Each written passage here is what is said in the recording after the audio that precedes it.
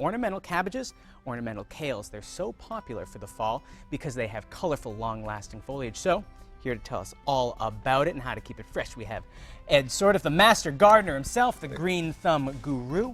So today we have a plethora of veggies. Let's start talking about these plants. Okay, well, I brought plants in that can actually take the frost and the cold weather coming up and extend your gardening season so your outside looks good. And up front here I have a regular kale. That's an edible kale. You can see it doesn't look too pretty, but there are versions of that that look really ornamental, like the red kales. When things say ornamental, can you also eat them, or would you suggest not so much? I probably wouldn't eat them because these guys are actually bred for the color and the look, where like something like the regular kale is actually bred for flavor.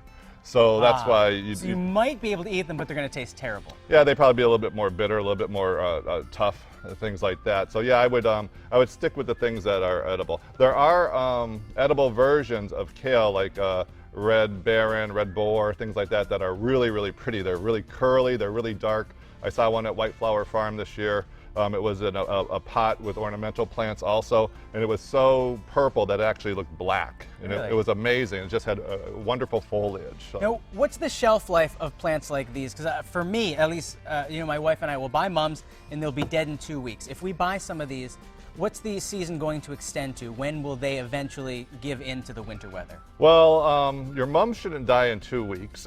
Oh, if you keep them well watered in the sun. And here's a little trick when you go out to buy mums. Yeah. If you look at this mum here, we're looking at it right now. Yeah, you can see some of the buds are open, but some of them are not. So when you go and buy your mums, try to buy them where the buds are still closed, and then it'll last longer for you because they'll keep opening up through the season. I gotta don't just think about the whole way I've done my mums. Yeah, don't just go out and get the one that looks the prettiest right now, because then it won't last. Those will go by, and then you'll be stuck with just a green plant. We want long lasting. Now, how else do we trim these? How do we make them look good for the season? Well, the ornamental cabbage and the kale, which we have up here, and you can tell the difference.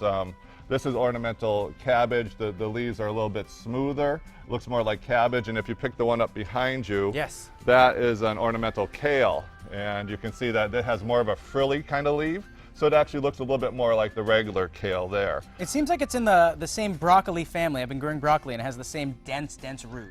Yes, actually, kale was the mother plant of broccoli, Brussels sprouts, cabbage, way back when. That was the first plant, and everybody else came after that. No way. Yeah, and it was actually, it's been in cultivation or use of man for 4,000 years. It was found in Asia Minor, and so that's its history.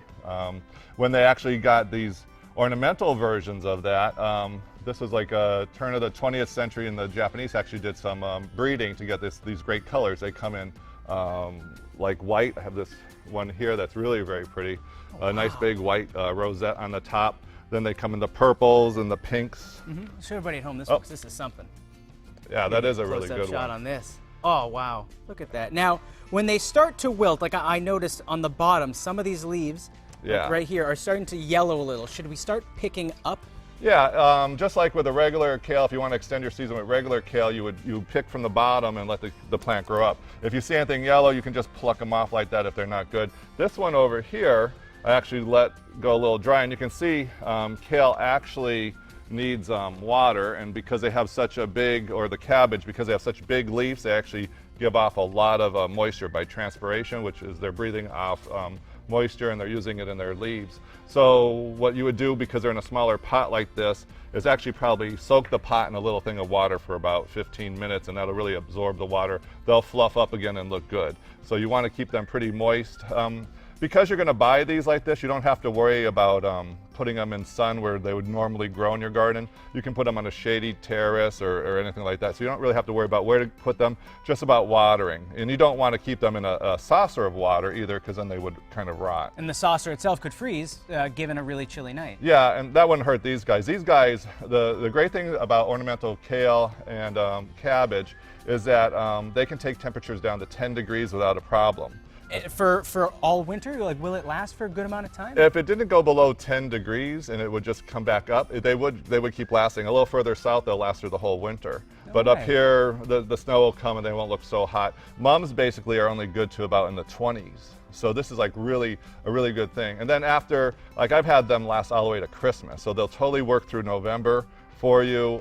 If you want to go longer, you could even cover them if you have a really extremely cold night. Could you take them inside if you wanted to? Would they work? Yes, you can take them inside, but these are like regular cabbage. They're a cool weather crop, so they would actually prefer it on like your, if you had a cool sunroom or a really cool area of the house that's really bright, they'd be really good there. I get you, okay. But they also smell a little cabbagey. I had them in the Jeep on the way here and I left them overnight. And I didn't want to say anything. Yeah. We were loading it in from your car earlier. Yeah. And it made the whole studio smell. Yeah, like, well, you know, some people like cabbage, so Yeah, it's so not a bad keep smell. them inside if you love the smell of cabbage, and maybe Yeah. keep them outside to impress your neighbors all season long. Yeah. Now, later in the show, we have a little bit more time with Ed because we're going to talk about how to prepare for frost, the little things that you need to do so that next year you'll have a whole lot better of a garden. Thank you so much. You're welcome. And these do look really cool. I think I might buy them because I obviously can't grow mums well. No, you on my will. own. One day, with your tutelage, I will. Now, I want to check in with 22 News Storm